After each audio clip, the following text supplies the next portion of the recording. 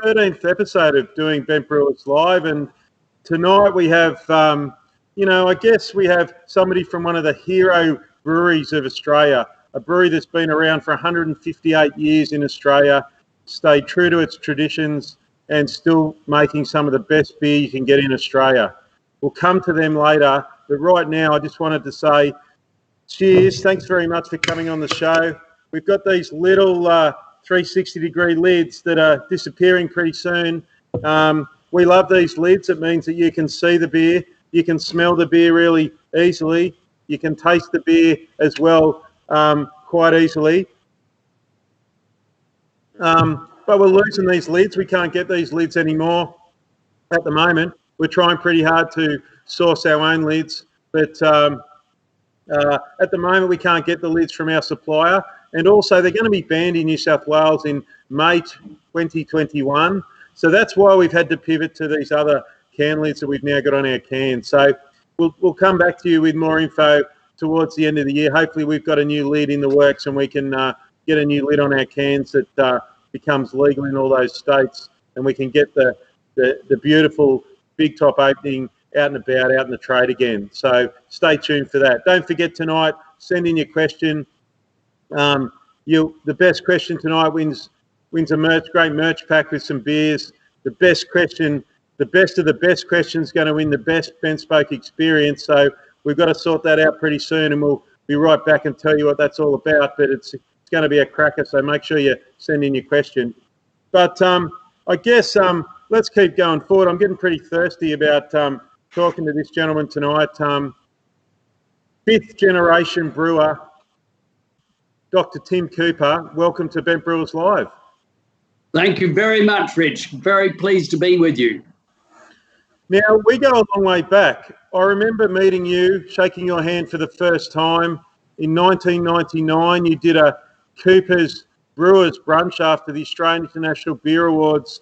That's a long time ago now, certainly a long time for me. I remember talking to you at the time about the fact that I'd brewed 279 of your homebrew kits. You probably don't remember me, but they were pretty good times back in those times. We certainly had a few fun evenings with the Brewers dinners celebrating the Australasian Beer Awards, a number of them held in the Sofitel. And although I have only a vague recollection, Rich, of that Brewers lunch, I do remember fondly a number of those events. I was asked to speak on one occasion, but that wasn't memorable. But on another occasion, Mont Stewart spoke, and that was hilarious. He was telling us all about how he had lost he and his two sons had got lost trying to buy an ice cream, and it went on and on and on forever. But it was hilarious. You've been around in beer for a long time. You didn't start in beer though. Do you want to tell everyone about your story and how, what's your journey been through to where you are now? Yeah, well, I've got a bit of a weird background, Rich, because back in 1973, I asked, my father asked me, I was in my final year at school, and Bill asked me what did I want to do, and I said I'd do mechanical engineering and I'd go into the brewery. And of course he'd been in the brewery himself from 1960, and at that time he was coming up to being managing director. So he was sales director of the company, and he became managing director in 76 or 77. And anyway, he said, no, you can't do that. He said, the brewery's in the doldrums. You'll have to think of something else to do. Because at that time, unfortunately, in the 70s, we were making losses. They had invested in 68 in lager production. And although it doesn't sound a lot of money, they invested $400,000 at that time in 1968 to get into lager production. So for the previous 106 years or thereabouts, we'd only been doing ale and stout. So they got into lager production, and then they got into financial difficulty in the 70s with inflation and excise being ramped up, and and the breweries had to get they had to get prices justification to approve the sales price of beer, because beer was considered a staple product. So therefore, there was a real challenge in terms of getting your sales price up, but paying more, and at the same time paying more for excise. So they were in difficulty, and so on that basis, because we were struggling and making losses, I went into medicine. So I studied medicine all through the 70s, from 74 to 79, and then I started working as a doctor in 1980. And then from 81 onwards, I was working as a doctor in the UK. So I based on that one discussion with my father back in 73, I sort of put the idea, Rich, of going into the brewery, put the idea out of my mind. And pursued a career in medicine instead. And there you go. So then you must have come back at some point and decided that because you studied brewing in Birmingham at the institute over there. And Absolutely. You made the decision to come into beer? Well, it was, again, a little bit weird because Bill, my father, came over to see my wife and me. Barbara and I got married in 84, so I was working in Bristol at the time. Or actually, I might have moved just over to Cardiff, where I was working in cardiology. But Bill came to see us, and he said, look, perhaps I would give some consideration to coming back to Adelaide, because in the future there'd be a need for some members of the fifth generation to have some interest in the company, at least from the point of view of becoming future directors of the company, Rich. So that started to make me think and ponder my future. I'd already been working as a doctor by that stage for, best part of 6 years. So it seemed rather weird idea to then be asked to think about brewing. So as luck would have it, Maxwell, Bill's first cousin, my uncle, he had studied brewing at Birmingham University. So I rang up Birmingham University and I asked whether it was possible to do a short course in brewing just to see whether I liked it or not. Anyway, they let me know that the only course that they had available was a 1-year course. And I thought, well, I can't take a year off work to study. So I put the idea out of my mind. I nonetheless went back to Australia, came back to Australia in 86 in February to do an exam to see whether I could do physicians training in Australia, continue my physicians training in Australia. And I nearly got through, but didn't manage to get through. And I saw Bill and went round the brewery at that time and sort of said, look, I'm pondering about doing this course, but I don't really know whether it's for me or not. And so I was really undecided, Rich, in 86 as to whether to pursue this path or not. And out of the blue, the senior lecturer, the fellow who was running this course at Birmingham University, and bearing in mind this brewing degree at Birmingham University had been going since about 1890. So it'd been a very long-standing brewing course. The director of the course rang me up possibly in about June of that year and said, if you want to do this course, you need to do it this year because this is the final year we're going to be running this course. So in other words, from September 86 through to September 87 was the last year that they were going to run this brewing degree. So I turned to after I got off the phone from, and I still think it's extraordinary to this day that Tom Young, the course director, got in touch with me to ask me to do the course. So I turned to my wife afterwards and said, oh, the fellow from Birmingham's rung me up and asked me whether I want to do a brewing degree. What do you think I should do? And she said, well, if you think it's a good idea, maybe you better do it. And and on that basis, Rich, I decided to study brewing. So it was a rather weird, a rather serendipitous way, I should say, to get into brewing. Fantastic. That's a great story, and I guess now you've got all these expectations of a fifth generation brewer on your shoulders. How does that sit? And You obviously having this immense amount of history. It must be a little bit of pressure to, try and do the best thing by the Cooper's name and the Cooper's family.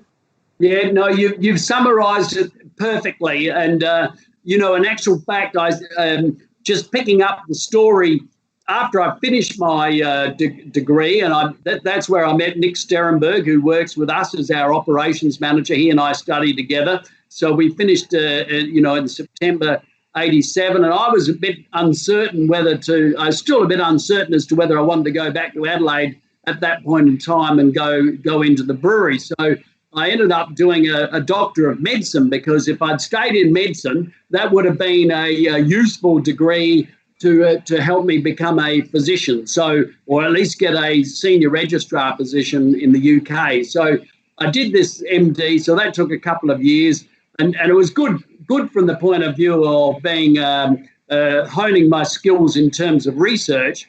But towards the end of that time, my father again said, this is back in 89 then, he said, look, Tim, you're going to have to make a decision. You're either going to stay in medicine or you're going to come back and work in the brewery. So I subsequent to that, spoke to my father-in-law. I made the decision that I would come back to Australia. And my father-in-law, who lived in Scotland at the time, said to me, why, Tim, are you going to do this? Why are you giving up medicine? I said, look, if I successfully became a cardiologist, which is a possibility, if I got run over by a bus, there'd be someone else to do the job. Whereas if I go into the brewery, and just like you're saying, Rich, if I go into the brewery, then I'll be a fifth generation Cooper, contributing to keeping the brewery going, and then hand over the brewery to the next generation. So, and his response to that, Rich, was, well, that sounds a very romantic notion. So he was rather unimpressed with the idea that I was going to take his daughter away and come to Australia and go into brewing, having sort of been doing medicine. But it's nice to think, nonetheless, that he did come out a number of years later and he saw our new brewery here at Regency Park, and he said, well, it did all work out after all in the end. Yeah, absolutely. So I'm having a little Cooper's Pale Ale here. This has been, I guess, synonymous with Cooper's for a number of decades now. Do you want to talk us through what this beer is all about and maybe some of the ingredients used? I'm sure we've got a lot of people who'd love to know what's in this beer. Yeah, well, look, it's relatively straightforward. It now is a 100% malt beer. When I first joined the brewery in 1990, most of the brews were 82% malt and 18% sugar. And I suppose at some point in time, and I don't know whether it was the third or the fourth generation, they must have changed the grist recipe, because back when Thomas was brewing, he's actually quoted as saying that, and I've got a quote here from him up on the board. It says, this is the first time in the history of the colony that there's been a brewery brewing only malt and hop and a good, honest ale. And he goes on to say, I wonder why nobody began it before. Surely the Lord reserved that honour for poor me. I mean, basically he was saying that he was brewing with only malt, but other brewers, he was saying, were using sugar and so on for brewing. But he believed in having 100% malt beers. So pale and sparkling are now 100% malt beers, but they didn't used to be back in the 90s. So and maybe at some time before that. So 100% malt, and it's all our malt, and we can talk about our maltings later on. And then the other important ingredient, well, we've got Pride of Ringwood hops, and in the pale ale, the hops all go into the kettle, so there's no late hopping, and we aim for a target bitterness of about 25, 26. I'm constantly trying to, lift it up a little bit, but Nick Sterenberg's always a bit worried. We over the years we've increased the sparkling ale bitterness up to about 33, and the pale is sitting at about 25, 26. So we think it's a very balanced beer in the sense that, you know, with the malt being 100% malt beer, obviously it's going to be, you know, fairly full palate, and it needs, you know, moderate bitterness in terms of balancing it. But of course, the other important ingredient is their ale yeast, and the ale yeast is a very estery yeast. So and that's another story in itself. But we've had this a yeast or the progenitor of this yeast from 1910, as far as the records go, and this is a single strain from what was a mixed culture. So so just for everybody out there, this the yeast that Coopers is currently using comes from what Tim was just saying, 1910, and they've been able to keep that strain or keep part of that original strain alive, and even today they're still using that strain, which is, you know, that's a really great achievement that they've been able to do that. Obviously through times where maybe they weren't brewing as much as they once were. I mean, 1970 you were selling a bottle of beer for 41 cents. So no wonder you weren't making a hell of a lot of money back then. But I guess 41 cents for a bottle of beer in 1970 might have been a lot of money for some people. Absolutely. I can remember we'd buy a bottle and get 3 schooners out of it, and I can remember calculating that a schooner, I think, was whatever it was, 20 cents or 18 cents. So it was cheaper buying a bottle and pouring 3 schooners out of it. We've got a few questions in, Tim, and one of them sort of very closely knits into what you were just saying. How much of the current green and red brews from the original Cooper's ales, how much have they changed from time ago? And you're saying that the recipe had changed, but now you've changed it back. Is that what I'm hearing? Absolutely, yeah. So we know that Thomas was brewing with 100% malt.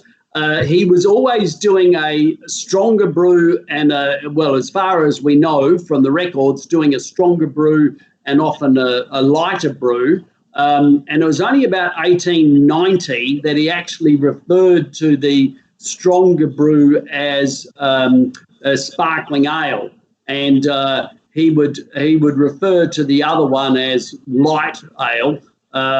In actual fact, the light ale has had a on and off sort of history, from Thomas's time. Then it was reintroduced back in the early 60s, and then discontinued when it was called light dinner ale, which is a curious name. But then it was delisted in the early 80s. And then not until 89 was it reintroduced as original pale ale. So that's the green. So that's the green. But the sparkling, certainly we know that the name comes from that we know that it was used as a name in 1890 and it's been used continuously from that time. And, many marketing people talk about product life cycles. So we're particularly proud of the fact that this has got a 130-year life cycle so far. And the sparkling ale, I can tell you, Rich, last the financial year that's just finished at the end of June,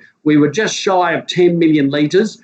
And that's the second highest volume we've had of sparkling ale in the history of the company. The previous peak, I think, was 2016 or thereabouts, when we were just over 10 million litres. And prior to that, prior to the sort of last 15 years where it's been between 8 and 10 million litres, there was a peak. So you're saying that Cooper's sparkling ale is your biggest SKU? No, the pale is. So the pale is about just shy of 40 million litres, 38, right. Yeah. Something like that. So it's about half. I thought that was the case. I was just interested there that you were mentioning that at 10 million litres, that's a great number for Cooper's Sparkling, because I think when you look in from afar, and here I am sitting over here in Canberra, and we see a little bit of, we see a reasonable amount of Coopers around. You've always had a pretty good presence in Canberra. We used to have it on tap at the Wigan Pen when I first started there, funnily enough. But we see a lot more green pale ale than we do the sparkling. But it's good to see the sparkling still. It's a major force at 10 million litres. Yeah. Well, it was only pale ale, or the green only overtook sparkling around about the year 2000. So up till that time, sparkling was our biggest seller, and then the pale overtook it. I think in '99 it overtook the sparkling, and then continued growing. The last few years it sort of plateaued. So, but it's had a bit of a kick in the pants. When we got rid of Dr. Tim's, we retired Dr. Tim's in 2018, and then we now have the green can. So let's talk about Dr. Tim's, because that's that was obviously a little passion project of yourself, I'd imagine, being called Dr. Tim's, but that was one of the first in the world to be a can conditioned beer in 2004, or was it? Yeah, 5? Exactly. 4. Yeah, 2004, exactly. Yeah, so that was. I'm interested to hear about can conditioning, because obviously Bent Spoke is all about packaging in cans, and we've recently done. We're generally a reasonably hop forward sort of brewery. We make a lot of hoppy beers, but we also have done some barrel aged beers, and we've recently put an imperial stout that was aged in barrels with a bit of Brettanomyces in a can, and really seen that handle really well in the can. And then into a Flanders Red in a can as well, which is another sort of Belgian-style sour beer. What in your experience, have you had any? What tips can you give me in terms of can conditioning? Because it's not a world. I've been to the US a lot of times. You don't see many breweries at all doing it in the US. No, we. I've been to visit Sierra Nevada a couple of times, and I think they only started, I think, in 2007 in terms of can conditioning. So Ken Grossman, Nick and I were interested to ask him when he started. And it's nice to think that he did start after us. So we started in 2004. In actual fact, we did some trials back in Leabrook back in the late 90s. And just answering your question, we had a rather indifferent Continental Seamer, and we also had a Meyer filler, and they were second-hand pieces of equipment out of the US. And to be fair, we never really got on top of the quality until we got a brand new Ferrum Seamer, which we got in about 2005 or 6 or thereabouts. And then we subsequently got a KHS filler. So I think, we were always worried about the flavour. From a sales point of view, Glenn Cooper always wanted us to do the cans. I kept on saying, look, we'll do the cans when we can get the flavour right. And Nick and I were very worried about making sure that the flavour would be as much as possible like the bottle or the keg. But when we did the trials, especially when we did them back in the late 90s, we got all sorts of funny flavours. So it was not particularly encouraging. Anyway, Amcor, I think it was late 2003, a fellow by the name of Darryl Roberts from Amcor, he asked us, who was in charge of the can division, he said, could you please try again, and we'll give you 50,000 cans free of charge to have a go. So I said, yeah, okay, we'll have another go. Because they could see the growth of the pale ale, and they thought, at that point they weren't doing glass bottles for, glass beer bottles. So they wanted to try and get some of the volume in cans. So anyway, these 50,000 cans turned up on site, and they put Dr. Tim's traditional ale on the can. So I have to say that it wasn't my idea, it was Amcor's idea. And so we filled these cans, and it's a product, and then we used it on a golf day, and then our sales manager thought, well, we could sell these things. So we it was a product that was never actually released. It escaped from the brewery, and for many years it really didn't do very much. And then gradually it increased in volume when people knew that it was pale ale. But I can say, Rich, that we never really got more than about 5,000 or 6,000 cases a month. But now we do pale ale. We call it pale ale. It's exactly the same product. We sell about 60,000 cases. So it's about 10 times as much, and calling it pale ale in a can now. But to answer, I think what we would say is that in terms of getting, I mean, like we could talk about the process a bit more, but I think it was very important to have a good filler and a good seamer, particularly to have a nice seamer that you can sterilise and so forth and keep hygienic. So that made a big difference. And of course, you know, it was a little bit of a worry to start with whether we'd get any leakers as well, because when you take the cans off the line, they're kind of floppy, you know, because the aluminium can is quite weak, you know, without any tension from the CO2 in it. So until it actually develops its own CO2, it's still quite, you know, a fragile unit. But, you know, over 2 or 3 weeks, the beer ferments in the can, and then we end up with the product as it is. And then so the beer comes off the canning line and heads off to your warm cellar.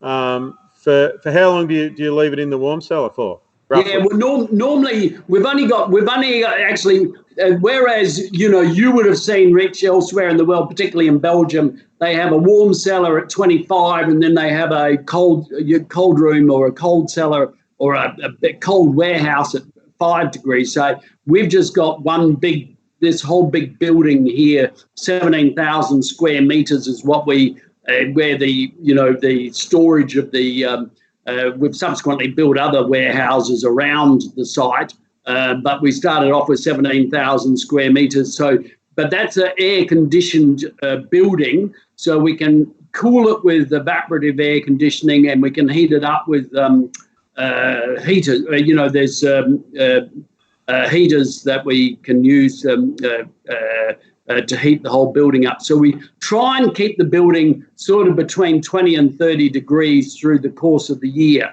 But of course, you know, in the summertime, it's 30 or, you know, 32 or whatever. And in the wintertime, we try and keep it above 20. Yeah, okay, great. And that probably leads into a question I've got from Paul Begamini. How do you prevent yeast autolysis in the bottle-conditioned beers with prolonged storage? Yeah, well, I think it's always a challenge. I mean, you've got yeast autolysis happening, and that tends to impact the head retention. Of course, you know, we worry about the proteases that are released as a result of yeast autolysis, the yeast breaking down. So I think it's something which we've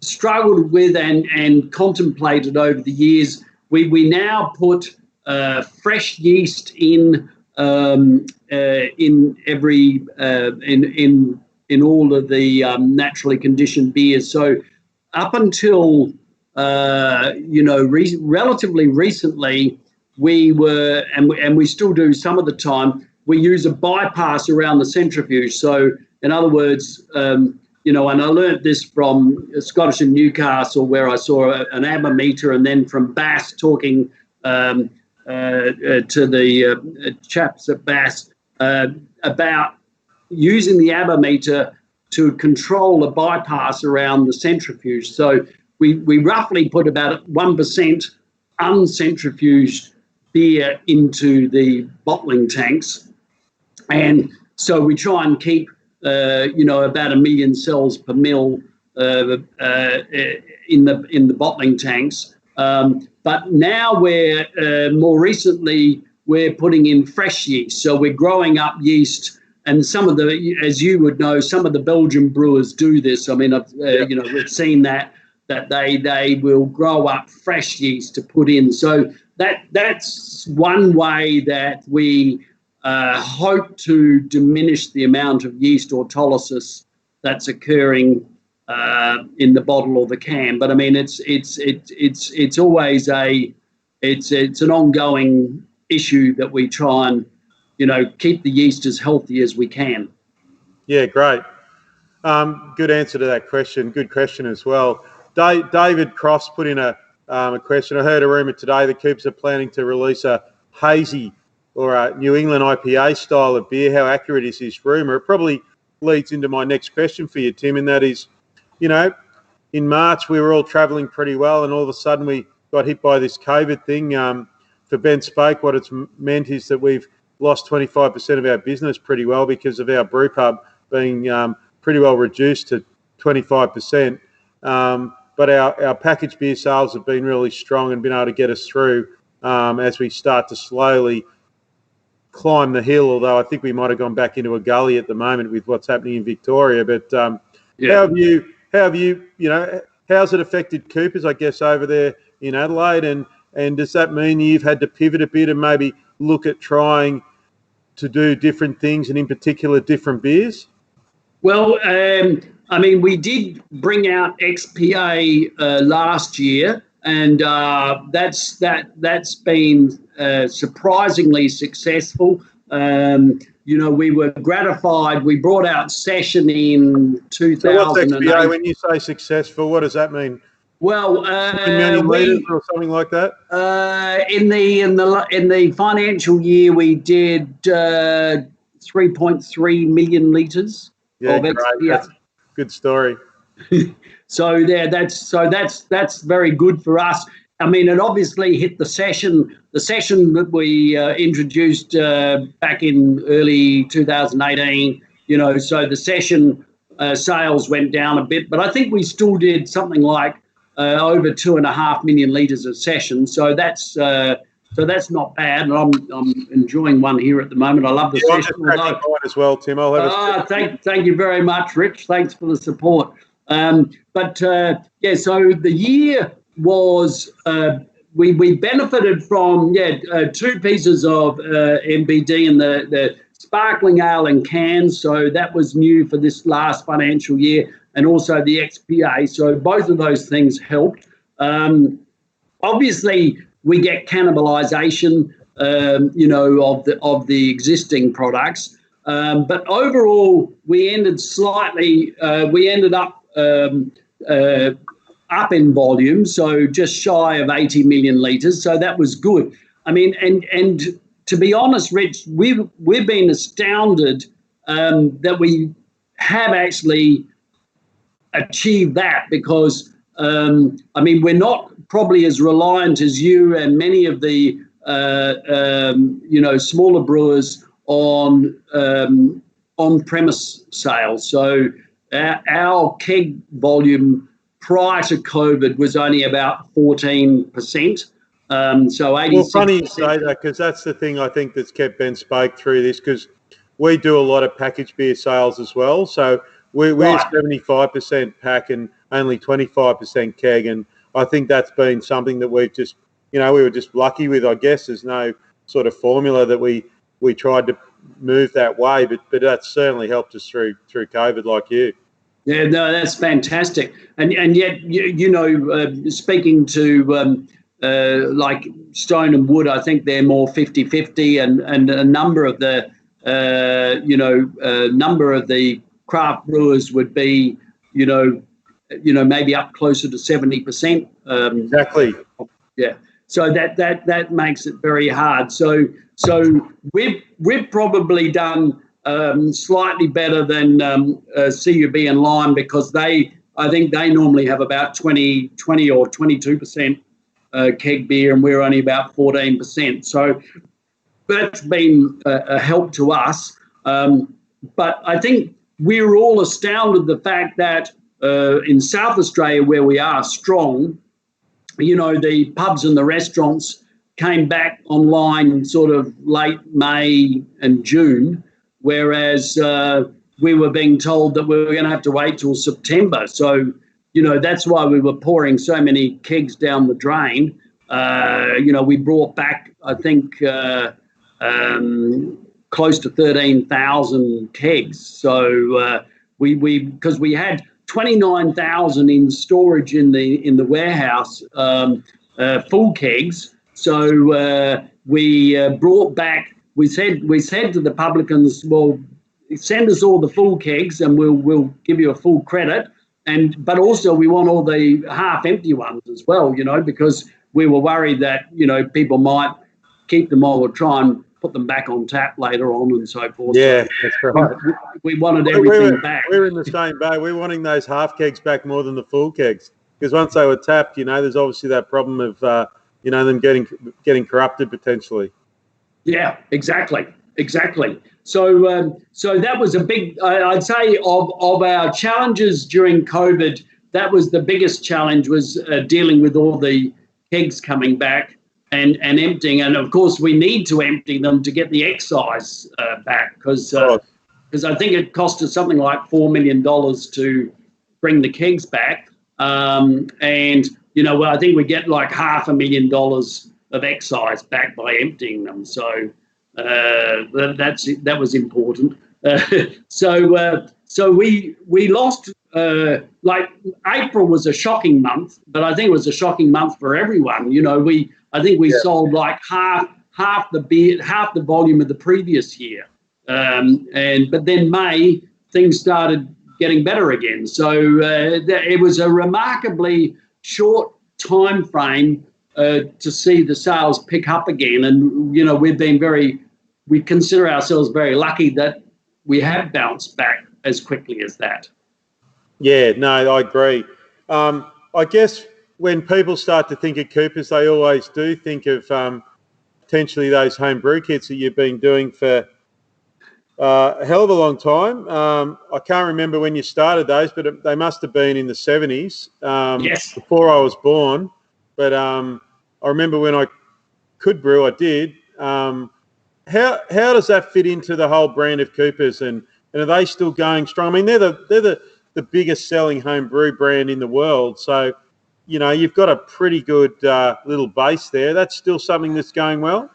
Yeah, it is. Over the years, Rich, it has declined. I mean,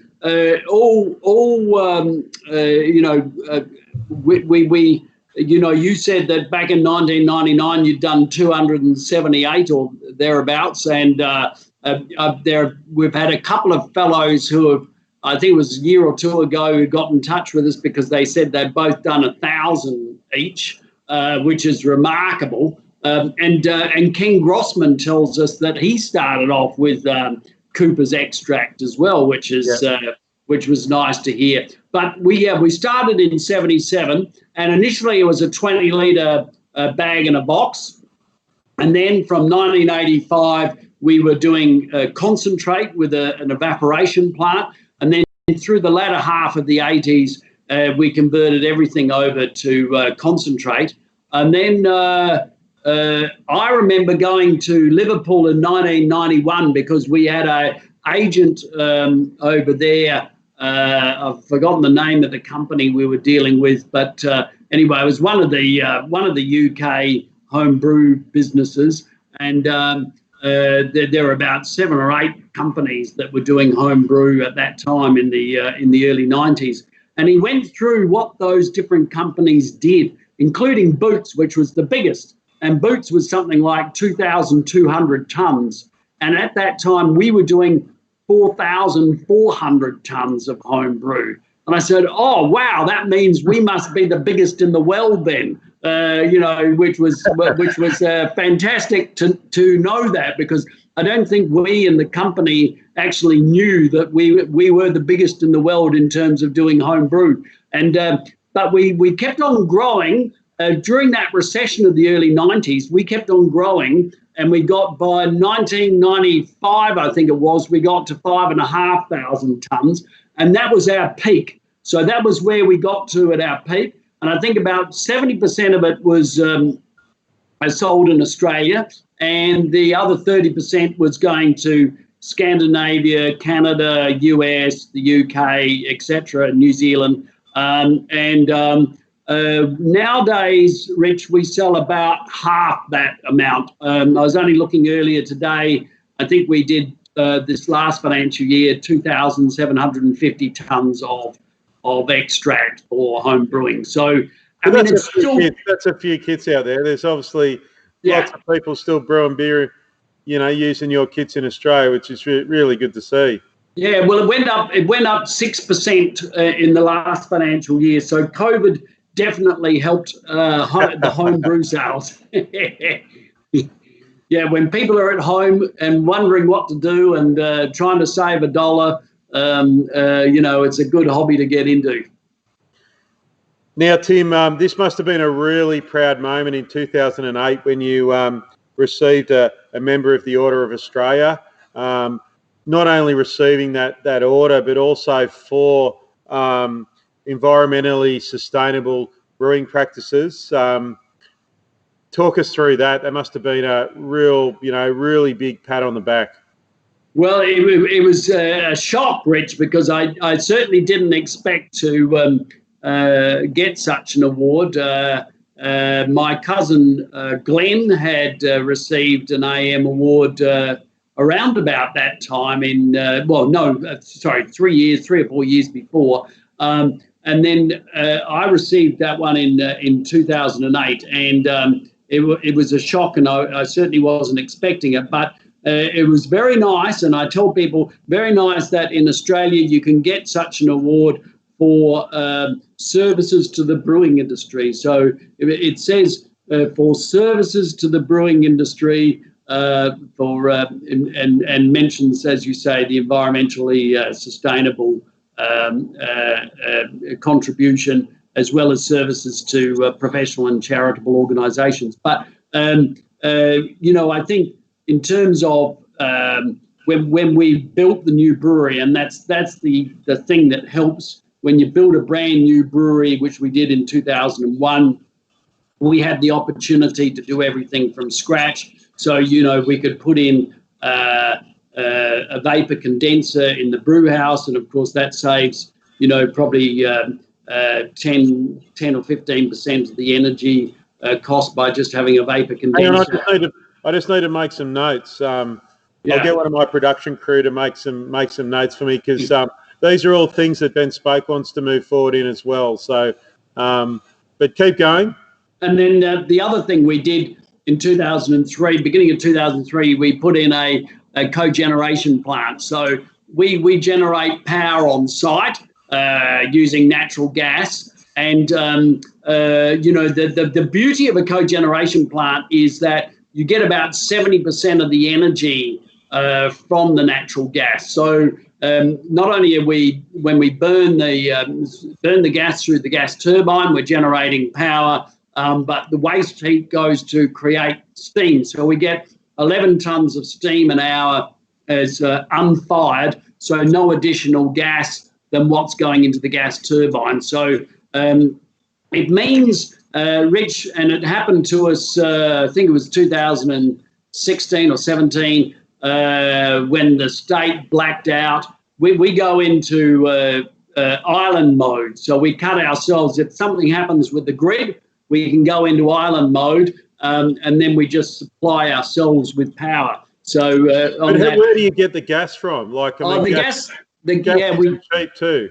Yeah, you need high pressure gas. So we're just 4 kilometres to the north of here is the Epic pipeline. So the Epic pipeline comes from Moomba and supplying gas to Adelaide. So Investra built a spur line off that to the brewery. So that's sort of a significant bonus, I suppose. When we did the deal with AGL to get that plant, it meant that, and we can produce 4.5 megawatts. We get we got that high pressure gas line. So you do need a high pressure gas line to be able to have a cogeneration plant. A number of the Japanese breweries have them.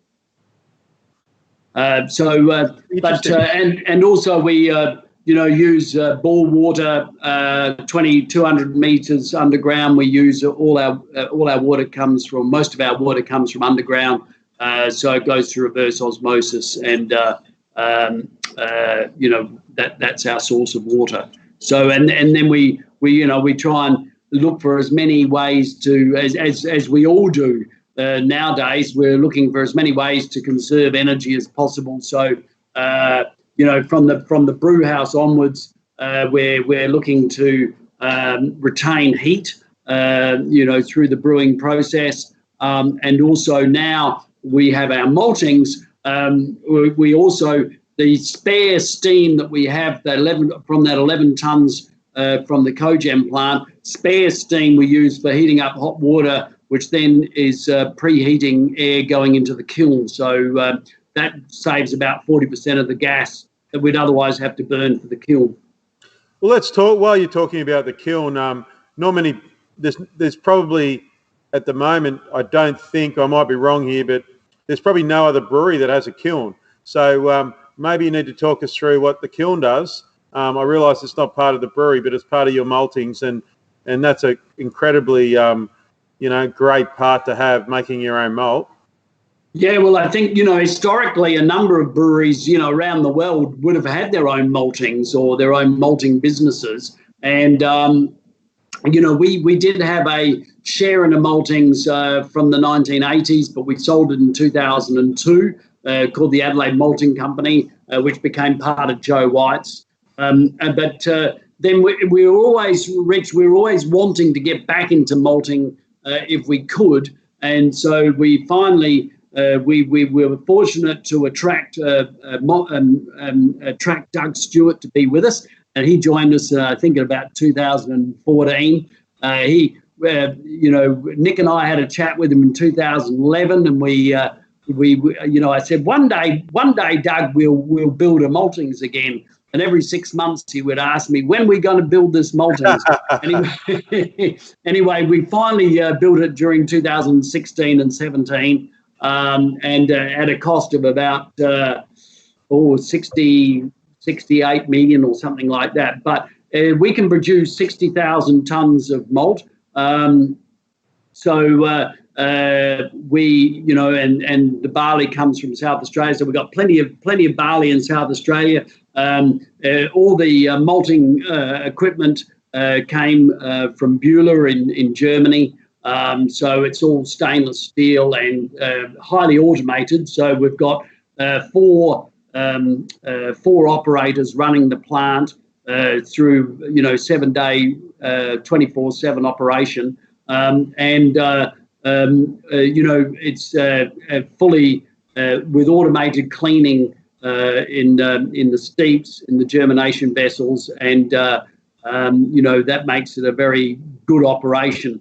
But with the kiln, to answer your question, the kiln, obviously, each batch is 180 tonnes of barley. We're looking to, drive off a lot of water in the kiln. We have the vertical glass heat exchanger, which is heating up the incoming air using the moist air that's coming off the kiln. And so we're heating up the incoming air, and then it goes through this other bank of heat exchangers, which are heating up the air from the hot water that we get from the cogeneration plant. And then finally, we burn gas to provide the other 60% of the energy that we need to kiln the malt. So, and what types of malts are you creating? Well, we got a Pilsner malt, which is a sort of low coal bark Pilsner malt and low colour, and then we also produce a pale and an ale malt. So slight variations in terms of the specs, and we sell to domestic brewers and Ellerslie Hop Farms. Ellerslie's selling to the craft industry on our behalf. So we sell about 3,000 or 4,000 tonnes a year like that. And we also sell to Thai Bev in Thailand and Height and Lottie in Korea and a few others as well. So a mixture of domestic and international brewers. Yeah, but great. It's nice nice, Rich, to have the control of your own malt. So we can use one type of malt for making malt extract. Malt extract. We might need a low colour, for instance. We can, for malt extract, we can use, for instance, because a lot of the food manufacturers don't want to pay much for malt extract, then we can use,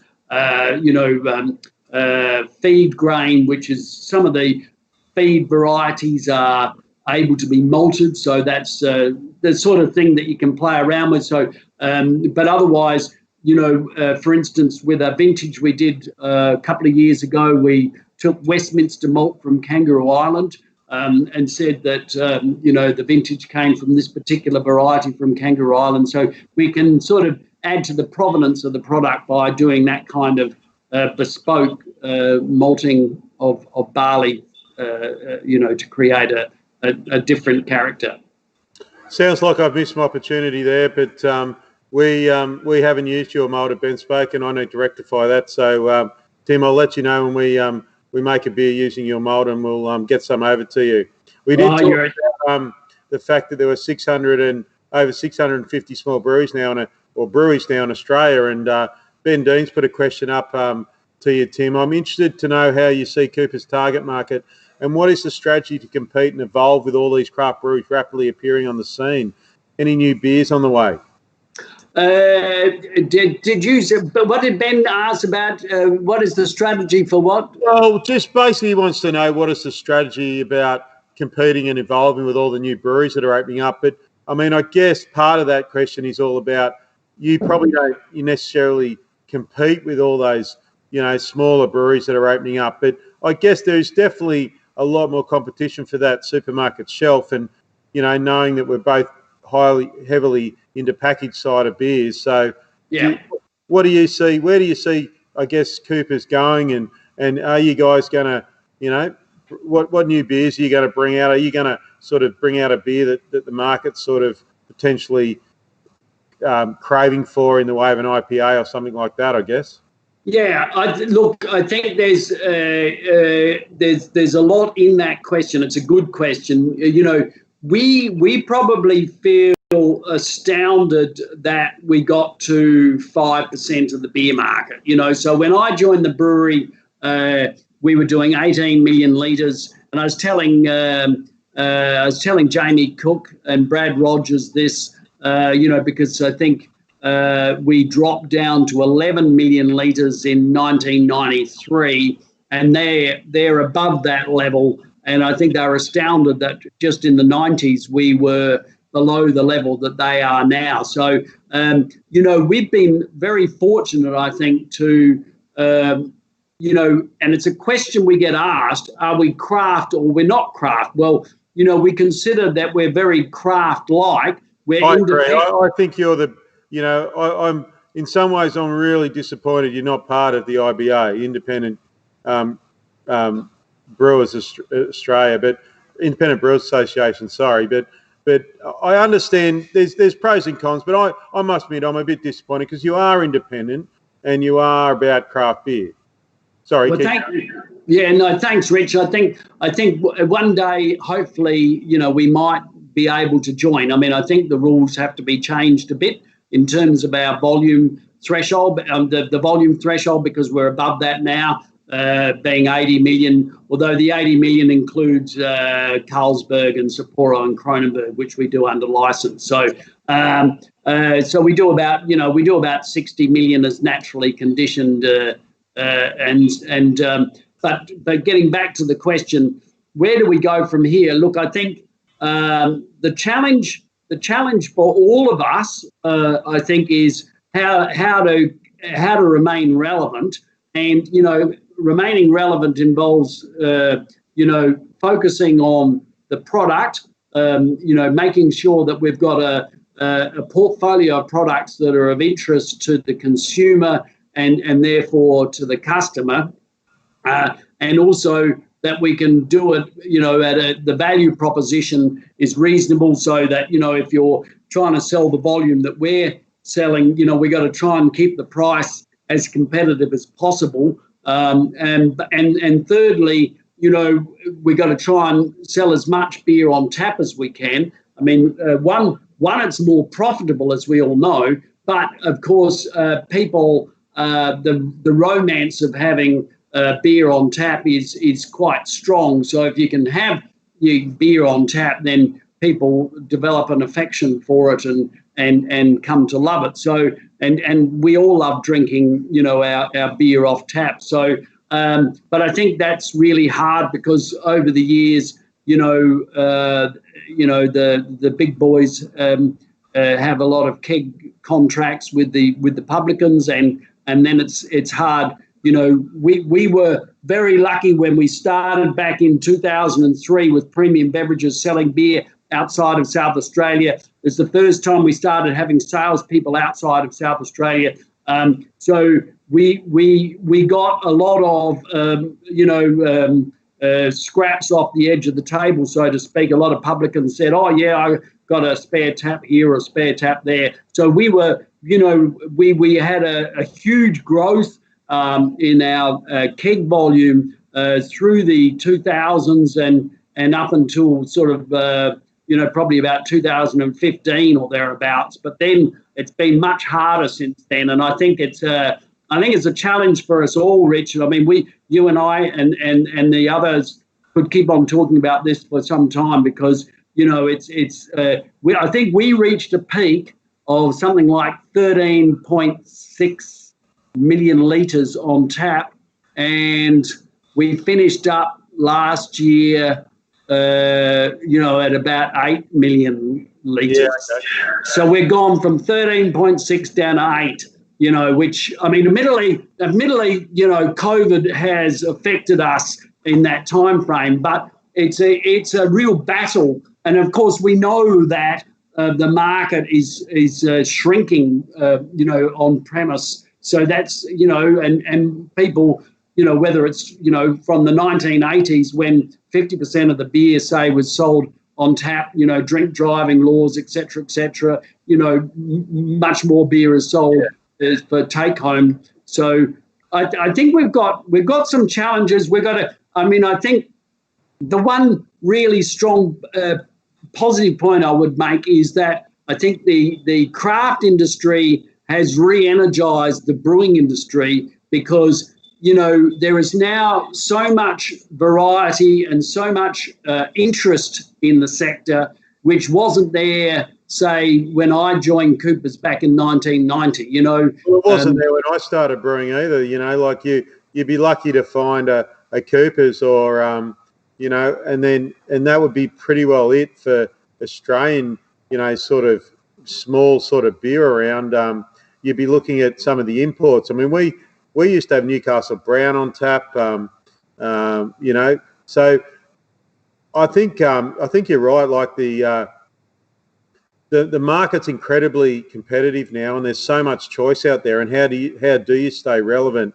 How do you sort of put your name out there so that people maybe try and buy your beer? So David Croft again has said he loves a lot of your beers, Tim, but he really had a real fondness for the 62 pills you guys produced, and was wondering why it was discontinued. I'd imagine because you didn't sell much compared to all those other ones. But no, David's hit the nail on the head. We got down to about 2,000 cases. I think I'm always I constantly learn from my sales colleagues. They say when we get delisted from this chain and this chain and this chain, then basically the beer is on the way out. So, I mean, my wife, Barbara, my dear wife, she loves 62 and she loved Cooper's Draft before that.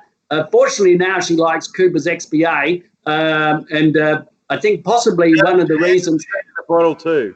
What's that? That's in the bottle too, the XBA? No, just in a can. In a can? Yeah, I took. Sorry, Rich? She doesn't mind a can. That's good to see. That's good. It's very good. I must say, when we were, the sales or the marketing team said, Tim and Nick, we want you to produce a good XPA. So all credit to the marketing team for coming up with the idea, and similar with the session before that. And, one day I'll just say this very quickly. I took my wife to Dan Murphy's, and she said, Tim, what are we doing here? I said, Barbara, we're going to buy up everything that's got XPA on it, and we're going to take it to the brewery and drink it, because we need to see what this beer is all about. So anyway, Nick and John Meneses and Dave Medlin and Janie and I, we and the rest of the team, we drank all these different XPAs to try them out. But I think, it behoves us to keep on trying different things. And as one of your earlier colleagues asked, we look at hazy as an idea, but I mean, on the other hand, all our beers are hazy, so therefore, yeah. But it's astounding when I didn't even think of, we didn't even credit what XPA would do, and then we ended up doing 3.3 million litres. So I think it makes me understand, Rich, that we have to keep on coming up with different products, but where we go with all that, I don't know. I mean, on the other hand, you can put a lot of effort into making something like 62, which was a very good product, very nice bottle, et cetera, but if the volumes drops too low, then unfortunately we've got to let it go. Yeah, no worries. Tim, we're over an hour now. Can you believe it? It's been great. But I really want to know what's one of your favourite stories in the brewery? Oh, wow. I'd say that most of our funny stories come from when we were at Leabrook. So, we were there for 120 years. I can remember one of the things I did early on back in 92, we were wanting to expand the lab, and we needed to get rid of the workers' bar, which we got rid of. So we had a number of bars on site. Back in those good old days, you could drink and work, so we had a vote to get rid of the workers' bar, and we lost the vote. In other words, the employees wanted us to keep the beer allowance going. So, of course, they could have a pint of stout or sparkling, whatever they chose, morning smoko, lunchtime, afternoon smoko, and after work. So I mean, those were the good old days when you could work on the line and have 4 pints of beer during the course of the day. But I mean, the other one that everyone mentions is seeing my father walking around with a gun, which was only a slug gun, but he would take the slug gun around the brewery to shoot pigeons. But it was always construed that he was out to get some recidivist, one of the employees who were behaving well. When we saw Bill walking around the brewery with a gun. But one final question, Tim, from Justin. He says, "How do you deal with organisations like FAIR, especially with given your medical background?" Look, another good question. FAIR. I don't think FAIR should really. It shouldn't exist. I mean, the organisation got all that money that we paid as excise, or the consumers paid as excise back in 2001, as you know, and they were supposed to. I think they were supposed to use the money within 5 years, but they invested it, and they were supposed to be working on education, and they seem to spend their time bagging the industry. I think, look, my view is, and I've studied this a lot, in moderation, alcohol is good for us. It keeps our arteries clean. I'll drink to that, Tim. I'll drink to that. Thanks you very much. Thank you, Rich. Thanks very much, Tim, for coming on the show. It's been an absolute pleasure to have somebody who's so synonymous with beer in Australia, so connected with a brand that's been around for 158 years, be part of our Bent Brewers Live. And it sort of leads us into a little bit of a cheers here, because we're going to have our little midwinter break. We're going to have a few weeks off. I want to actually go and have a few beers in the pub on a Thursday for a change. But when we come back, we are going to start off hitting hard. We're going to start straight into Cluster 8 and double IPA.